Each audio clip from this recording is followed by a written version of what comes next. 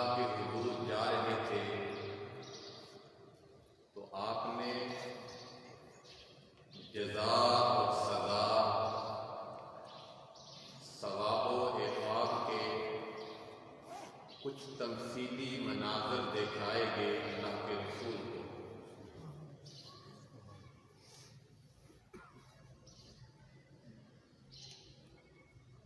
معراج شریف کے مضمون کو بیان کرتے وقت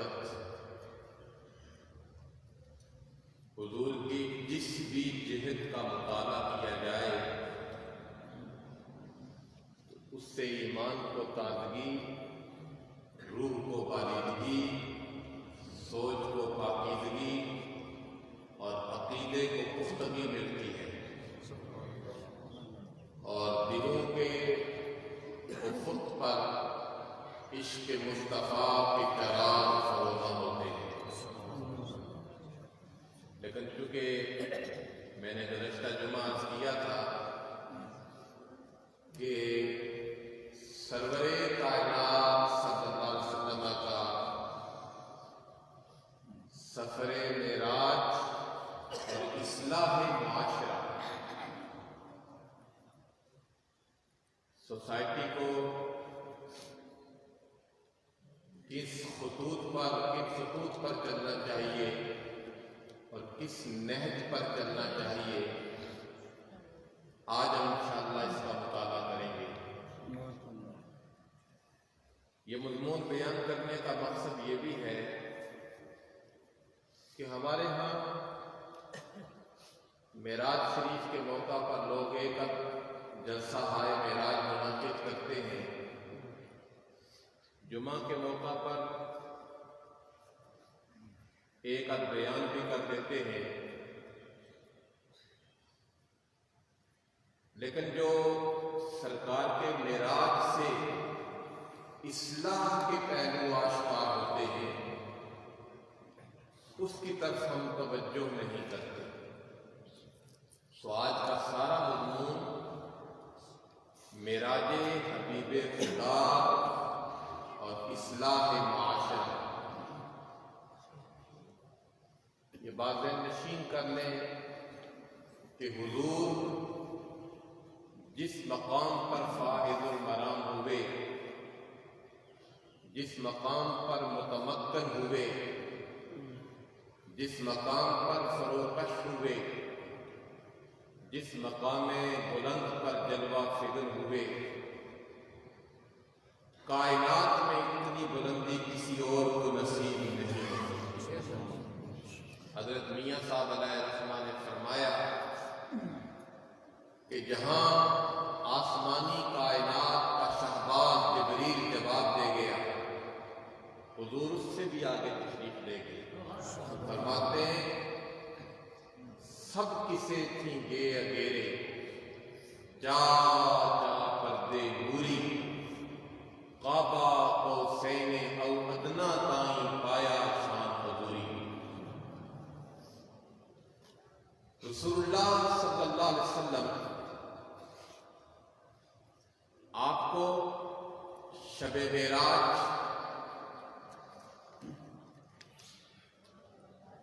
عذاب کی کچھ کیفیات بھی بتلائی گئی، جزا و سزا کی کچھ تمثیلی وضاحت اور کچھ مناظر حضور کے سامنے آشکار کیے گئے۔ سو میں حضور علیہ السلام نے شب معراج جو تمثیلی مناظر دیکھے تھے ان میں سے 7 کو بیان کرنے کی سعادت حاصل کر رہا ہوں۔ چنانچہ حضرت انس بن مالک روایت کرتے ہیں اور مسند احمد کی حدیث نمبر 12856 انس بن مالک روایت کرتے ہیں کہ حضور نے فرمایا مررت لیلۃ اسری بی علی قوم، یہ توجہ سے سنیے، تقرض شفاہہم بمقارید من النار،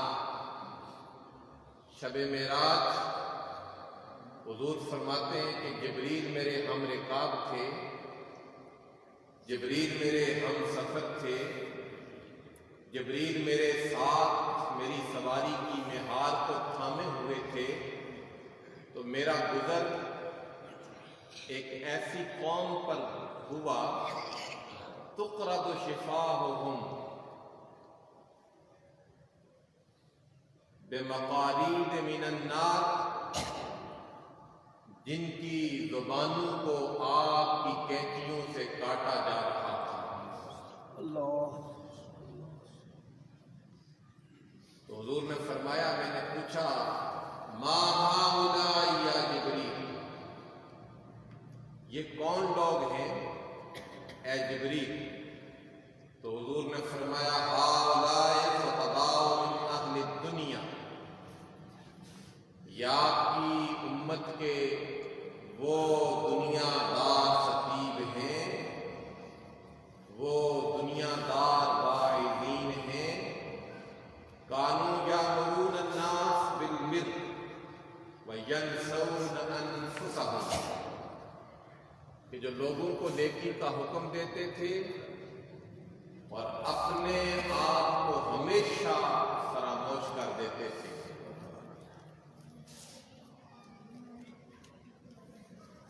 تو حشر کے دن وہ بے عمل واعظین جن کی زبانوں کو آگ کی کینچیوں سے کاٹا جائے گا، شب معراج اس کو ممثلاً تمثیلی انداز میں مصطفیٰ کریم علیہ السلام کو دکھایا ہے۔ وہ واعظین، وہ خطباء، وہ علماء جو تقریر داد و تحسین کے لیے کرتے تھے، اپریسیشن کے لیے کرتے تھے، واہ واہ کے لیے کرتے تھے، نعرہ لگانے کے لیے کرتے تھے، اور اپنی دھاک بٹھانے کے لیے کرتے تھے، ان کے پیش نظر لوگوں کی اصلاح نہیں تھی۔ رسول اللہ صلی اللہ علیہ وسلم نے فرمایا کہ شب معراج مجھے دکھایا گیا کہ ان کی زبانوں کو آگ کی کینچیوں سے کاٹا جائے۔ فی زمانہ آپ اپنی محافل کی طرف نظر دوڑائیں، آپ اپنی دینی مجالس کا طائرانہ مطالعہ کریں تو شمیے قسمت ہماری سوسائٹی میں ہماری محافل کا حال اتنا ابتر ہے کہ مقرر صاحب تشریف لاتے ہیں، ان کے پیش نظر لوگوں کی اصلاح نہیں ہوتی، صرف اپریسیشن ہوتی ہے، دادے تحسین وصول کرنا ہوتا ہے، واہ واہ کے نعرے لگانا ہوتے ہیں۔ علامہ نے کہا تھا واعظ قوم کی وہ پختہ خیالی نہ رہی، برق قدعی نہ رہی، شوق وقالی نہ رہی، رہ گئی رسم آذان روح بلالی نہ رہی، فلسفہ رہ گیا تلقین غزالی نہ رہی، اور مسجدیں مرثیہ خواہیں کے نمازی نہ رہے، یعنی وہ صاحب اوصاف حجازی نہ رہے۔ تو حاضرین گرامی، شب معراج حضور نے ایسی قوم کو دیکھا جن کی زبانوں کو آگ کی کینچیوں سے کاٹا جا رہا تھا، تو فرمایا کہ یہ امت کے وہ بے عمل واعظین ہیں، یہ وہ خطیب لوگ ہیں جو لوگوں کو تو نیکی کا درس دیتے تھے لیکن خود نیکی سے اعراض کرتے تھے، اپنا دامن نیکی سے بچا لیتے تھے۔ بالفاظ دیگر جن کی خلوتیں تو اتنی پاکیزہ، جن کی جلوتیں تو اتنی پاکیزہ نظر آتی تھی کہ فرشتوں کی تقدیس محسوس ہوتی تھی، اور جن کی خلوتیں اتنی گہنونی کہ ابلیس کو بھی پسینہ آ جاتا تھا۔ سب سے پہلے حضور نے ان واعظین کا ذکر کیا معراج کی شب جو بے عمل تھے. پھر حضرت انس بن مالک رضی اللہ تعالی عنہ بیان کرتے ہیں اور یہ حضور کے ارشادات ہیں. حضور نے فرمایا، صحیح مسلم کے لفظ ہیں، نضر اللہ عبدا من سمع مقالتی حفظها ووعاها واداها. حشر کے دن اس بندے کا چہرہ چمک جائے جو میری بات کو توجہ سے سنتا ہے، اسے دماغ کی تختی پر لکھتا ہے، پھر اس پیغام کو لوگوں تک پہنچاتا ہے. تو یہ محض تقریر کان کے ذوق کے لیے نہیں، اس انداز سے کہ آپ نے لوگوں تک اس پیغام کو کنوے کرنا ہے. اللہ کے رسول صلی اللہ علیہ وسلم فرماتے ہیں، شب معراج رأیت لیلۃ اسری بی علی باب الجنہ مکتوبا. معراج کی شب میں نے جنت کے دروازے پر ایک تختی لگی ہوئی دیکھی.